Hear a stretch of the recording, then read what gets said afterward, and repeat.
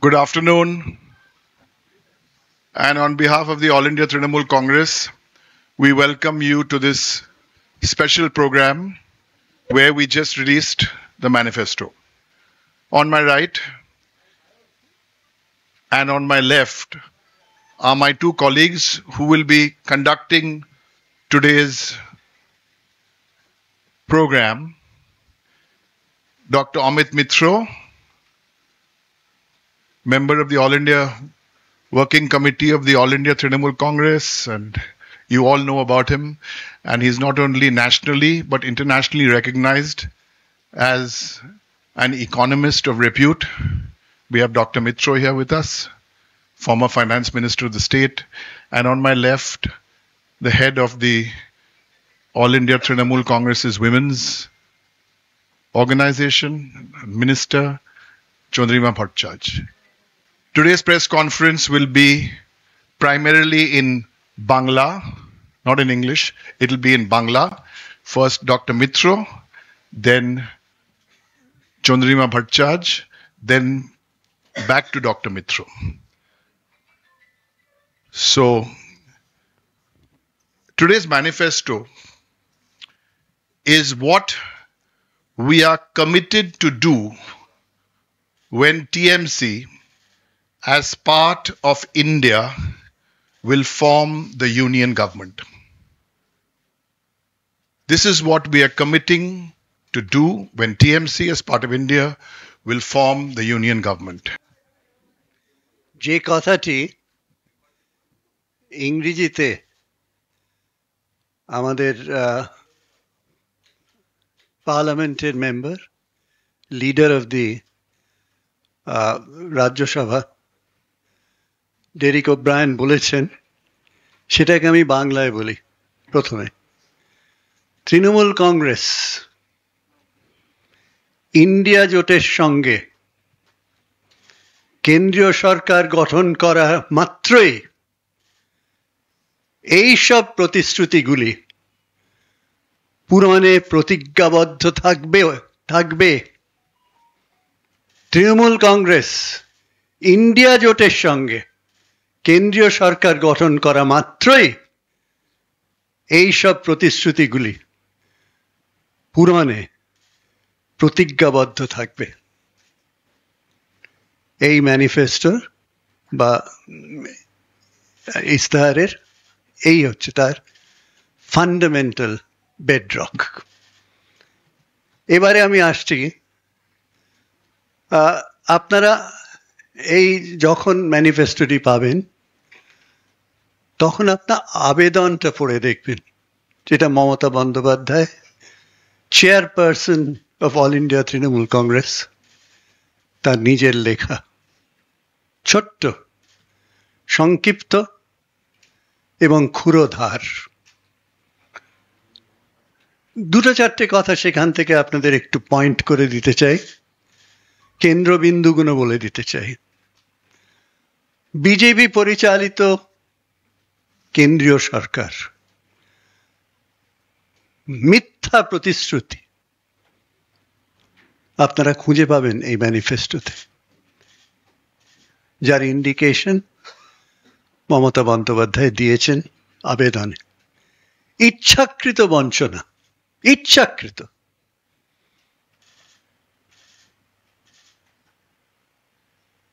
তার সঙ্গে আপনারা পাবেন এমন একটি মনোভাব যা শুধু মানুষকে অসম্মান করার মনোভাব খুঁজে পাবেন আপনারা এই আবেদনে। খুঁজে পাবেন কিভাবে এই বিজেপি পরিচালিত কেন্দ্রীয় সরকার মানুষের অন্ন, বস্ত্র, বাসস্থান, যেগুলো মৌলিক অধিকার, সেগুলো কিভাবে তারা ছিনিয়ে নিচ্ছে, অস্বীকার করছে। আর খুঁজে পাবেন যুক্তরাষ্ট্রীয় ধর্মনিরপেক্ষ এবং গণতন্ত্রের নীতিগুলি কিভাবে নিরলসভাবে ক্ষুণ্ণ করে চলেছে তার প্রতিচ্ছবি পাবেন আপনারা। পাবেন কিভাবে বিরোধীদের কণ্ঠ রোধ করছে। আমাদের নেতৃত্ব যখন দিল্লিতে গিয়েছিলেন তারা তাদের অপমান করেন, হেনস্থা করেন, আটকে রাখেন এবং তারপরে নিশানা করেন, টার্গেট। মমতা বন্দ্যোপাধ্যায় বলেছেন এই আবেদনে, আমি ওকে কোট করছি, আমি দৃঢ় সংকল্প করছি যে বাংলা ও দেশের স্বার্থ বিরোধী অপশক্তিকে দমন করব। সেহেতু এই ম্যানিফেস্টো তৈরি হয়েছে মমতা বন্দ্যোপাধ্যায়ের পথ প্রদর্শক চিন্তার মাধ্যমে, দূরদর্শিতার প্রতিফলিত এই ইস্তেহার। এবারে আমরা আসছি সোজা দিদির শপথ। 10টি বক্তব্য দিদি শপথ করে আপনাদের সামনে রাখছেন এই ইস্তেহারের মাধ্যমে। প্রথম, বর্ধিত আয় শ্রমিকের সহায়। দিদির শপথ, বর্ধিত আয় শ্রমিকের সহায়। সমস্ত জব কার্ড হোল্ডারদের 100 দিনের গ্যারেন্টিযুক্ত কাজ প্রদান করা হবে এবং সমস্ত শ্রমিকরা দেশ জুড়ে দৈনিক 400 টাকা বর্ধিত ন্যূনতম মজুরি পাবেন। দিদির শপথের নাম্বার 1। এবারে দিদির শপথ 2, দেশ জুড়ে বাড়ি হবে সবারই। দেশের সকল দরিদ্র পরিবারের জন্য আবাসন নিশ্চিত করা হবে, প্রত্যেককে নিরাপদ ও পাকা বাড়ি প্রদান করা হবে। দিদির শপথ 3, জ্বালানির জ্বালা কমবে, দেশের জ্বালা ঘুচবে। প্রত্যেক বিপিএল পরিবারকে বছরে বিনামূল্যে 10টি সিলিন্ডার দেওয়া হবে। বিনামূল্যে 10টি সিলিন্ডার দেওয়া হবে, যাতে তারা পরিশ্রুত রান্নার জ্বালানি পেতে পারে। এর মাধ্যমে পরিষেবা, এনভায়রনমেন্ট বান্ধব রন্ধন প্রক্রিয়া ব্যবহারের অভ্যাস বাড়ানো হবে।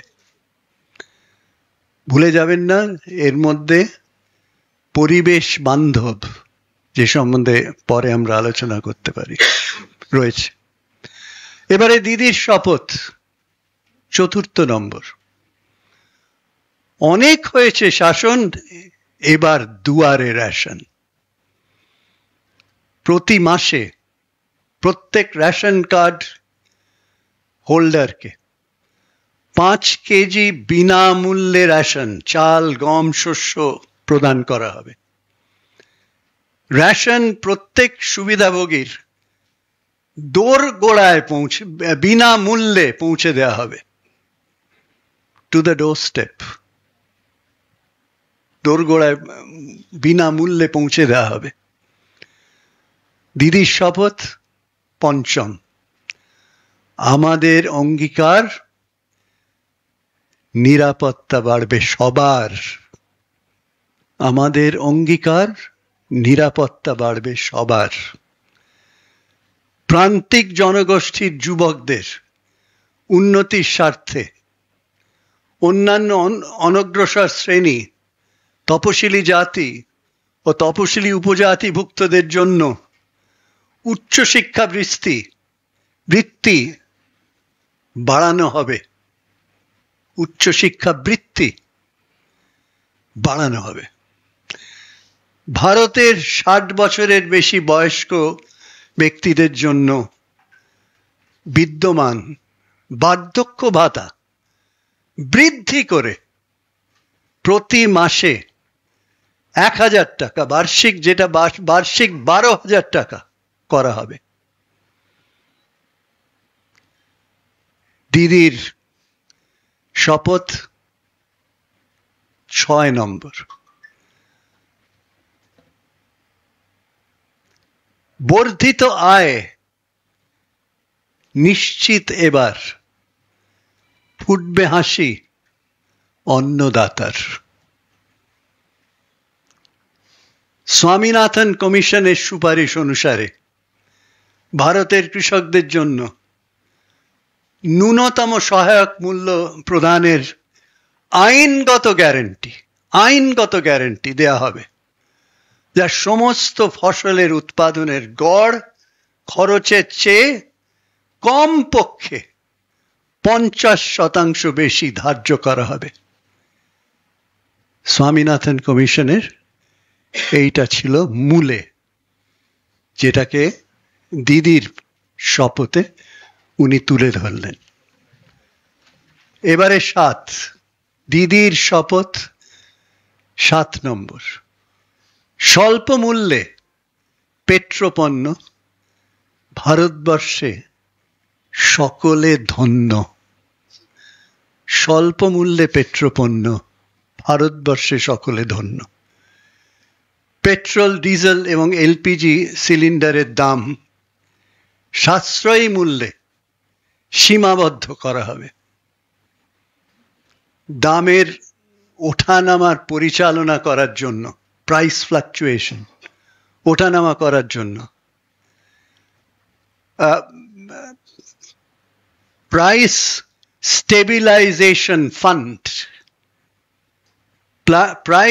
স্টেবিলাইজেশন ফান্ড তৈরি করা হবে।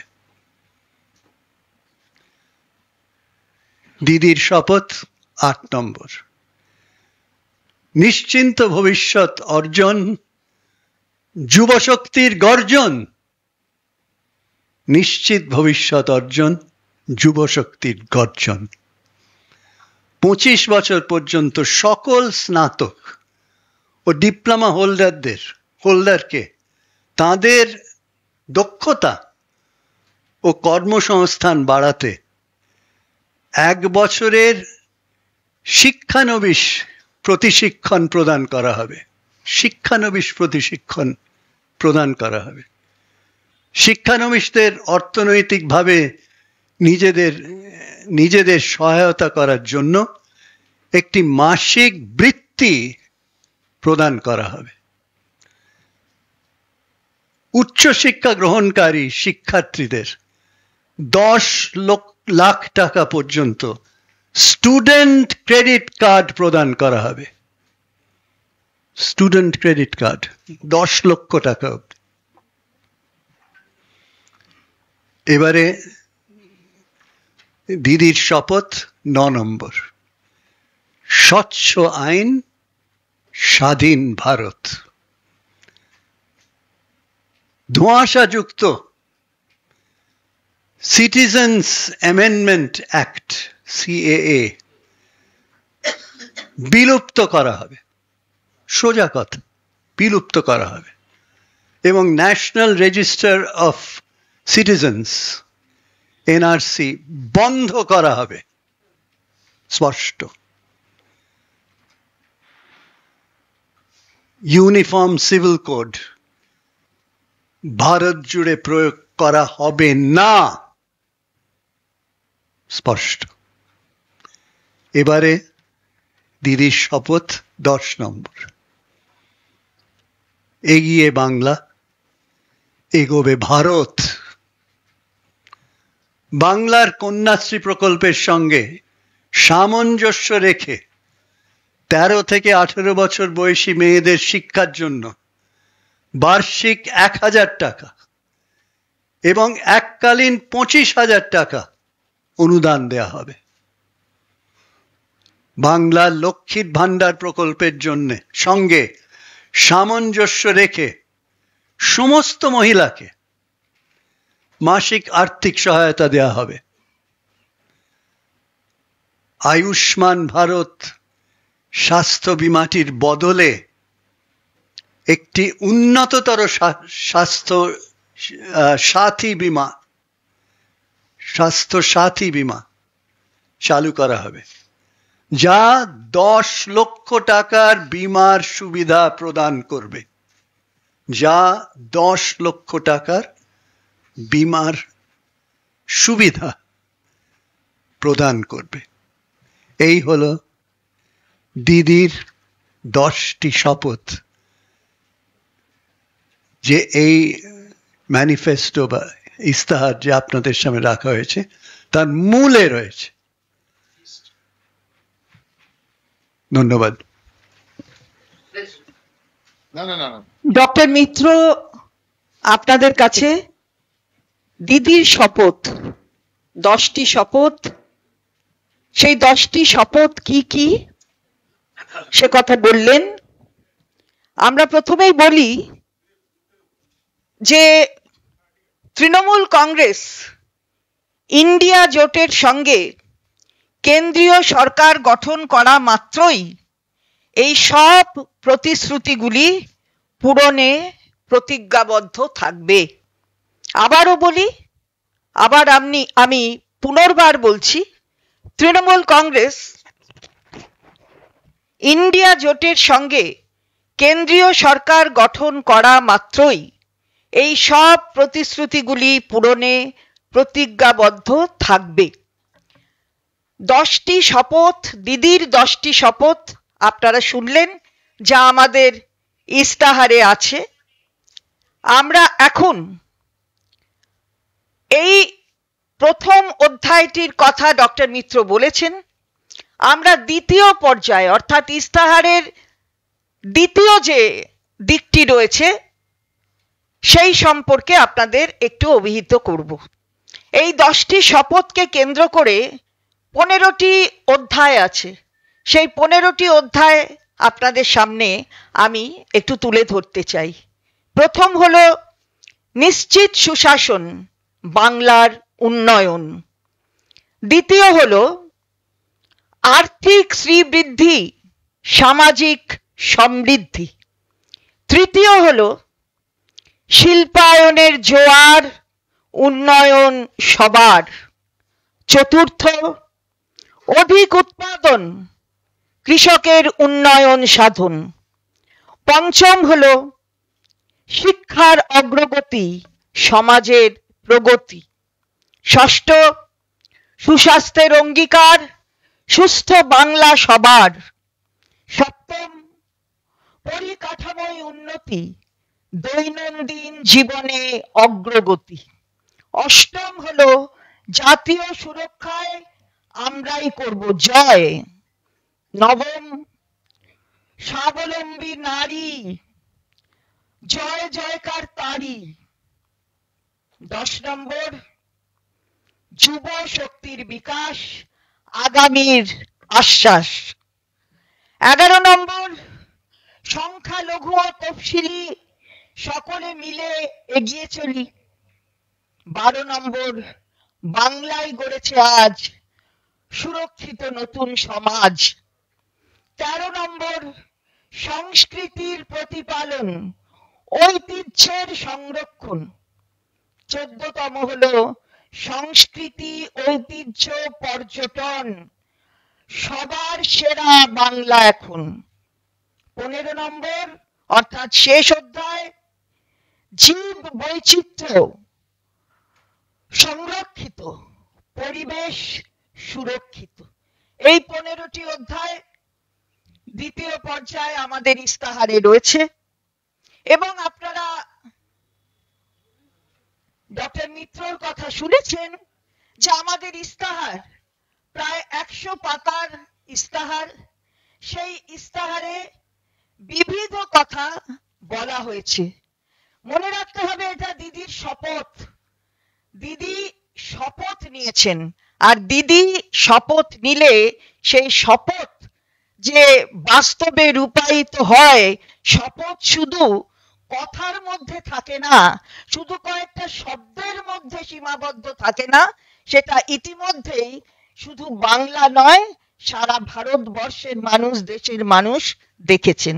সুতরাং আমরা সেটি আপনাদের সামনে তুলে ধরলাম। এই ইস্তাহারে যুবক শ্রেণীর কথা রয়েছে, এই ইস্তাহারে কৃষক শ্রেণীর কথা রয়েছে, এই ইস্তাহারে বৃদ্ধ বৃদ্ধাদের কথা রয়েছে, শ্রমিকের কথা রয়েছে, তফসিলি জাতি উপজাতির কথা রয়েছে, সমস্ত স্তরের মানুষের কথা রয়েছে, শিক্ষার কথা রয়েছে, অগ্রগতির কথা রয়েছে, মহিলাদের কথা রয়েছে। আমরা সবচেয়ে আগে বলতে চাই এই যে মহিলা অধিকার, যে মহিলা অধিকার আমাদের এখানে বাংলায় আমাদের দিদি দিয়েছেন, সেই অধিকারের আরো বিস্তার লাভ হবে, সেটাই আমরা কিন্তু এই ইস্তাহারে বলেছি। এখন আপনারা জানেন যে 2.12 কোটির বেশি মহিলা তারা লক্ষ্মীর ভান্ডারে অন্তর্ভুক্ত আছেন, এবং এই লক্ষ্মীর ভান্ডারে এখন সাধারণ মহিলারা পাচ্ছেন 1000 টাকা, আর তফসিলি জাতি উপজাতি সেই মহিলারা পাচ্ছেন 1200 টাকা। এটা মাসে পাচ্ছেন, অর্থাৎ বছরে বুঝতেই পাচ্ছেন যে এই অঙ্কটা 12,000, আর তফসিলি জাতি উপজাতির জন্য 14,400। শুধু ভেবে দেখবেন যে দিদি কি শপথ নিয়েছেন। দিদির শপথ যে আমরা কেন্দ্রের সরকারে থেকে আমরা বাংলার যে 1000 টাকা আর 1200 টাকা সেটা যেমন যাবে লক্ষ্মীর ভান্ডারে, লক্ষ্মীর ভান্ডারে লক্ষ্মীদের হাত আরো শক্তিশালী করে সমস্ত দেশ পরিচালনায় তাদের মুখ্য ভূমিকায় নিয়ে আসার জন্য, তাদের অর্থনৈতিকভাবে আরো বেশি সবল করার জন্য এই টাকাটা দ্বিগুণ হবে, অর্থাৎ কেন্দ্রেও দেবে আর বাংলাও দেবে। তাহলে মেয়েদের হাত, মহিলাদের হাত, যারা সৃষ্টিকর্ত্রী তাদের হাত, যারা সমাজকে তৈরি করে সূর্যের আলো দেখায় তাদের হাত আরো শক্তিশালী করে দিচ্ছেন। এটাই দিদির শপথ, এটাই দিদির প্রতিজ্ঞা। ফলে আমরা এই কথাগুলি আপনাদের বললাম। তাছাড়া স্বাস্থ্যের দিকেও নজর রেখেছে, আপনারা দেখেছেন ডক্টর মিত্র বলেছেন যে কথা, দিদির শপথের মধ্যে সেটাও রয়েছে, একটা উন্নততর স্বাস্থ্য সাথী প্রকল্প সেটাও হবে। এবং স্বনির্ভর গোষ্ঠী, যখন মেয়েদের কথা বলি তখন স্বনির্ভর গোষ্ঠী, মেয়েদের স্বনির্ভর করার লক্ষ্যে যে আমাদের এখানে আমাদের দিদি যেভাবে কাজ করেছেন বাংলার জন্য, সারা ভারতের ক্ষেত্রে স্বনির্ভর গোষ্ঠীর আরো বেশি সমৃদ্ধি সেটা দিদি করে দেখাবেন, এটা দিদির শপথ, এটা মনে রাখতে হবে। সুতরাং সেখানে আমরা দেখেছি মেয়েদের হাতে টাকা থাকলে, ডক্টর মিত্র জানেন, কারণ মেয়েদের হাতে যখন টাকা আসে, মেয়েরা যখন এই বিভিন্ন ব্যাংক থেকে লোন নেন, সেই লোন পরিশোধের অঙ্ক একেবারে এমন জায়গায় পৌঁছয় যে 99% লোন পরিশোধিত হয়। ফলে স্বনির্ভর গোষ্ঠীর আরো বেশি শক্তিশালী হবে সারা ভারতের ক্ষেত্রে, এটা আমাদের দিদির শপথ। এবং তার সঙ্গে সঙ্গে আমরা দেখেছি যে ভারতীয় জনতা পার্টির যে ইস্তাহার প্রকাশ হয়েছে, প্রথমেই বলি তাদের মহিলা সশক্তিকরণের লক্ষ্যে কোনো কিছু দৃষ্টিপাত আমরা দেখতে পাইনি। ফলে সেখানে দাঁড়িয়ে শুধুমাত্র একটাই দেখেছি যে তারা নাকি কি কি স্বনির্ভর গোষ্ঠী করবে। আজকে দাঁড়িয়ে আমরা সেখানে বলতে চাই যে স্বনির্ভর গোষ্ঠী যা করবে, এখনো অবধি যা করেছে তার এই রাজ্যই খালি 1/3 স্বনির্ভর গোষ্ঠী তাদের সেই অঙ্কর মধ্যে রয়েছে। ফলে বোঝাই যাচ্ছে যে কারুর দিকে নজর করেনি। এবং আমরা স্থির করেছি যা যা বলেছেন ডক্টর মিত্র দিদির শপথে, সমস্ত শ্রেণীর মানুষের জন্য আমরা কাজ করব।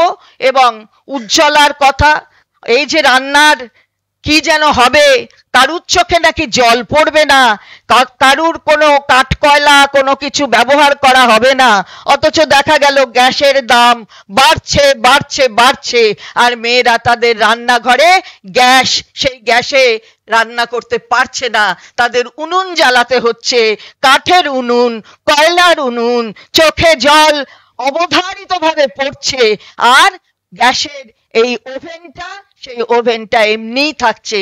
সচেতন করা গেল না যে 6 মাস সিলিন্ডার, 6টা সিলিন্ডার না নিলে যে তাদের ডিঅ্যাক্টিভেটেড হয়ে যাবে কানেকশন, সে সম্পর্কে কোনো সচেতনতা নেই। আমরা তার তীব্র বিরোধিতা করে বলি, দিদির শপথ, মেয়েদের চোখের জল যদি কেউ মোছায়, সেই মোছানোর একমাত্র মানুষ হচ্ছেন দিদি, তার শপথের মধ্যে দিয়ে তিনি সেই প্রতিজ্ঞা করেন। সুতরাং আজকে ভারতবর্ষে সামগ্রিকভাবে সমস্ত মানুষ, আমাদের দেশের মানুষ, আমাদের রাষ্ট্রের মানুষ, মহিলা হোক, জনজাতি হোক, উপজাতি হোক, পুরুষ হোক, যুবক হোক, কৃষক হোক, শ্রমিক হোক, তারা সবাই জানে একমাত্র যিনি প্রতিজ্ঞা রাখেন শপথ করে, তার নাম মমতা বন্দ্যোপাধ্যায়। দিদির শপথ তাই আমরা নিশ্চিতভাবে বাস্তবায়িত করব, এ বিষয়ে কোনো সন্দেহ নেই।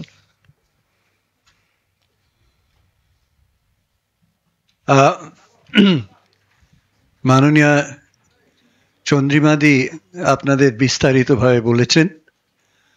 আমি কয়েকটা পয়েন্ট অ্যাড করতে চাই। প্রথম, বেকারত্বর হার। এই বিজেপি শাসিত কেন্দ্রীয় সরকার দেশকে কোথায় নিয়ে এসছে তার একটা উদাহরণ। আপনারা শুনে হয়তো অবাক হবেন, 450 মিলিয়ন, তার মানে 45 কোটি মানুষ ভারতবর্ষে হয় তারা কাজ খুঁজছে না, ডিপ্রেসড লেবার, অথবা আনএমপ্লয়েড। 450 মিলিয়ন, 45 কোটি। ডেটা কোথার থেকে আসছে? অশোকা মোদি, প্রিন্সটন বিশ্ববিদ্যালয়ের প্রফেসর, তিনি রিসেন্টলি এই তথ্যটি প্রকাশ করেছেন। 45 crore people given up, ছেড়ে দিয়েছে, অথবা আনএমপ্লয়েড। এক।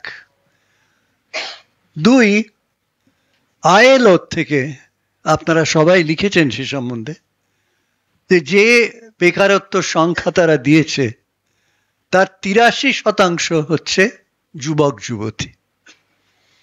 আমি এতে একটা অ্যাড করে দিই, 20 থেকে 24 বছর বয়স, যেটা পিক সময় সংসার করার, চাকরি না হলে হয় না। সিএমআই ডেটা বলছে, আইএলওর সঙ্গে ঠিক মিলে যাচ্ছে, যে এই 4টি বয়সের ছেলেমেয়েরা 44% are in that age group. 44% is the youth unemployment between the ages of 20 to 24.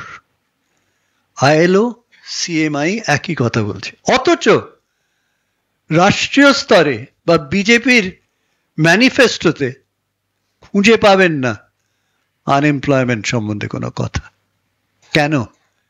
Unemployment সম্বন্ধে কিছু কথা বললেই cat will be out of the bag, কেন তথ্য মানুষের কাছে পৌঁছে গেছে।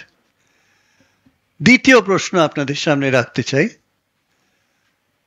মূল্যবৃদ্ধি, ইনফ্লেশন। সবই আপনারা জানেন, তার নতুন ডেটা আমি আপনাকে নতুন করে ডেটা দিতে চাই না। খালি দুটো প্রশ্ন খুঁজে দেখবেন, ফুড ইনফ্লেশন কোথায় চলে গেছে, এই ইস্তেহারে পাবেন তার পার্সেন্টেজ। এক একটি আইটেম নিয়ে খুঁজে দেখবেন। তাতে শুধু আমি একটা জিনিস জুড়ে দিতে চাই, ওষুধপত্র, essential medicines 1st of April থেকে 800 থেকে 1000 এসেনশিয়াল মেডিসিনের দাম বাড়িয়ে দেওয়া হয়েছে। শুধু খাদ্যদ্রব্য নয়, essential medicines. 1st of April থেকে এই সরকার ইলেকশনে যাওয়ার সপ্তাহ আগে মানুষের মাথার উপরে প্রহার করলো। কেন আপনার প্রত্যেকেই, আমাদের সবাই কিছু না কিছু ওষুধ খান, খুঁজে দেখবেন সব এসেনশিয়াল মেডিসিনস। 1000 কেউ কেউ বলছে, আমি স্টাডি করে দেখেছি, between 800 to 1000 essential medicines price বাড়িয়ে দেওয়া হয়েছে। সেহেতু খাদ্যদ্রব্যের ইনক্রিজ ইন প্রাইসেস, ইনফ্লেশন, আর তার সঙ্গে ওষুধপত্রের দাম বাড়ায়, দুটোকে যদি একসঙ্গে করেন, সাধারণ মানুষের কি অবস্থা, চোখের জল, তাদের আর্তনাদ। আশা করি আমরা যে সেটা আমাদের এই ম্যানিফেস্টোর মাধ্যমে, এই ইস্তাহারের মাধ্যমে যখন পড়ে দেখবেন, এই ডেটাগুলো পাবেন। তৃতীয়ত, এলপিজি সম্বন্ধে যে আমরা বলেছি যে 10টি ফ্রি দেয়া হবে, এর একটা আলাদা ভাগ আছে। যেই তারা কাঠকুটো বা পাতা জ্বালানোর জায়গায় এলপিজিতে চলে যাবে, তার কারণ ফ্রি হলে তারা নেবে। আমরা সাধারণ মানুষের রিসার্চের মাধ্যমে এটা এসছে। তারা বলছে যে if we get it free, আমরা যদি ফ্রি পাই ব্যবহার করব। কিন্তু যদি পয়সা দেয়, এখন কি সিস্টেম, 850 টাকা আগে দাও, সিলিন্ডার একটা পেলে তারপরে একটা সাবসিডি যাবে তোমার ব্যাংকে 300 টাকার। 850 টাকা মাসে গরিব মানুষ, প্রান্তিক মানুষ দিতে পারবে? দিচ্ছে না। আমাদের রিসার্চ বলছে দিচ্ছে না। ওই কাঠকুটো পোড়াচ্ছে কোথাতেই। আপনি দেখেছেন মাথায় কাঠের টুকরো নিয়ে মেয়েরা যাচ্ছে।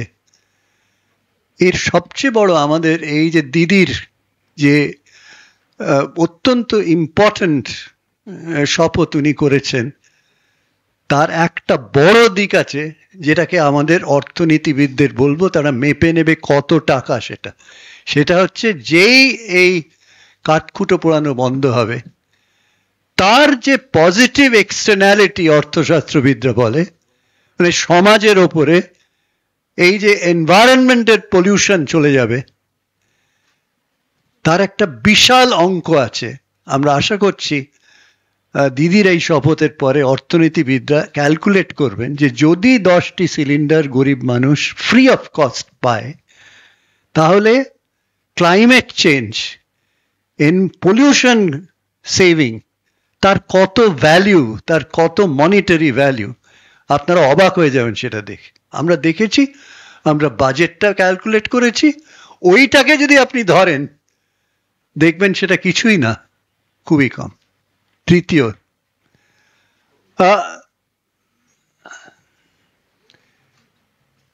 এমএসএমই, চতুর্থ MSME, small and medium enterprise, লঘু উদ্যোগ। এই সম্বন্ধে আপনাদের বলি, কেন্দ্রীয় সরকারের রিসার্চ বলে 1 কোটি টাকা যদি ইনভেস্ট করেন এমএসএমইতে, 37টি চাকরি করবেন, মিনিমাম 37 থেকে 42টি চাকরি হবে।